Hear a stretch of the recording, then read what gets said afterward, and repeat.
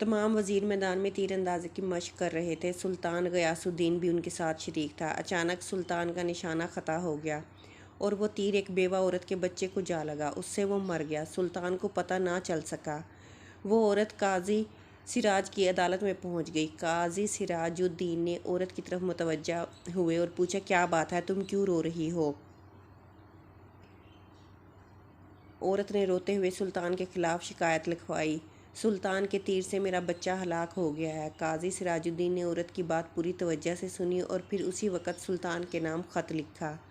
آپ کے خلاف شکایت آئی ہے، فوراً عدالت میں حاضر ہو جائیں اور اپنے خلاف آنے والی شکایت کا جواب دیں۔ پھر یہ حکم عدالت کے ایک پیادے کو دے کر ہدایت کی کہ یہ حکم نامہ فوراً سلطان کے پاس لے جاؤ۔ پیادے کو یہ حکم دے کر قاضی سراج الدین نے ایک کوڑا نکالا اور اپنی گدی کے نیچے چھپا دیا۔ پیادہ جب سلطان کے محل میں پہنچا تو اس نے دیکھا کہ سلطان کو درباریوں نے گھیر رکھا ہے اور قاضی کا حکم نامہ سلطان تک پہنچانا مشکل ہے۔ یہ دیکھ کر پیادہ نے اونچی آواز میں اذان دینا شروع کر دی۔ بے وقت اذان سن کر سلطان نے حکم دیا، اذان دینے والے کو میرے سامنے پیش کرو۔ پیادے کو سلطان کے سامنے پیش کیا گیا۔ سلطان نے گرج کر پوچھا، بے وقت اذان کیوں دے رہے تھے؟ قاضی سراج الدین نے آپ کو عدالت میں طلب کیا ہے، آپ فوراً میرے ساتھ عدالت چلیں۔ پیادے نے قاضی صاحب کا حکم نامہ سلطان کو دیتے ہوئے کہا۔ سلطان فوراً اٹھا، ایک چھوٹی سی تلوار اپنی آستین میں چھپا لی، پھر پیادے کے ساتھ عدالت پہنچا۔ قاضی صاحب نے بیٹھے بیٹھے مقتول کی ماں اور سلطان کے بیان باری باری سنے، پھر فیصلہ سنایا۔ غلطی سے ہو جانے والے قتل کی وجہ سے سلطان پر کفارہ اور اس کی برادری پر خون کی دیت آئے گی۔ ہاں، اگر مقتول کی ماں مال کی کچھ مقدار پر راضی ہو جائے تو اس مال کے بدلے سلطان کو چھوڑا جا سکتا ہے۔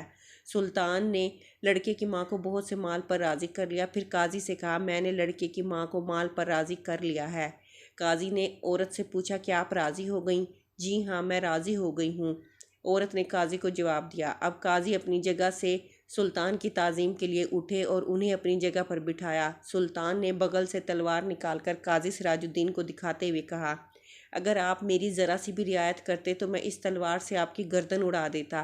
قاضی نے بھی اپنی گدی کے نیچے سے کوڑا نکال کر سلطان غیاث الدین کو دکھاتے ہوئے کہا، اور اگر آپ شریعت کا حکم ماننے سے ذرا بھی ہچکچاتے تو میں اس کوڑے سے آپ کی خبر لیتا۔